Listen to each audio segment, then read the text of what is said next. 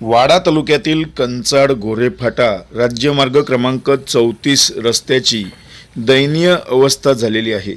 या परिसरातील नागरिकांना या मार्गावरून प्रवास करणे अत्यंत धोकादायक बनला आहे।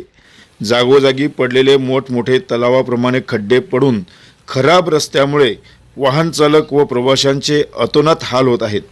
या समस्येचे गांभीर्य लक्षात घेऊन प्रशासनाने तातडीने रस्ता दुरुस्तीचे पाऊल उचलणे गरजेचे आहे।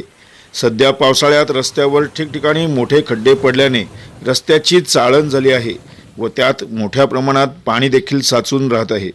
खड्ड्यांमुळे वाहनांचे नियंत्रण सुटून अपघातांचे प्रमाण देखील वाढले असून दुचाकी आणि चारचाकी चालवणे अत्यंत कठीण झाले आहे।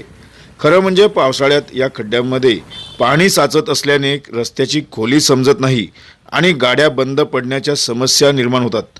परिसरातील ग्रामस्थ, शाळकरी मुले, नोकरदार वर्ग आणि आजारी रुग्णांना प्रवास करताना नाहक त्रास सहन करावा लागतो। गेल्या काही वर्षांपासून स्थानिक नागरिक व लोकप्रतिनिधींच्या सातत्यपूर्ण पाठपुराव्यामुळे या रस्त्याची 2.70 कोटीचा निधी मंजूर देखील करण्यात आला असला तरी तात्पुरत्या स्वरूपात हा रस्ता लवकरात लवकर खड्डा बुजवून सुरळीत करावा अशी मागणी होत आहे।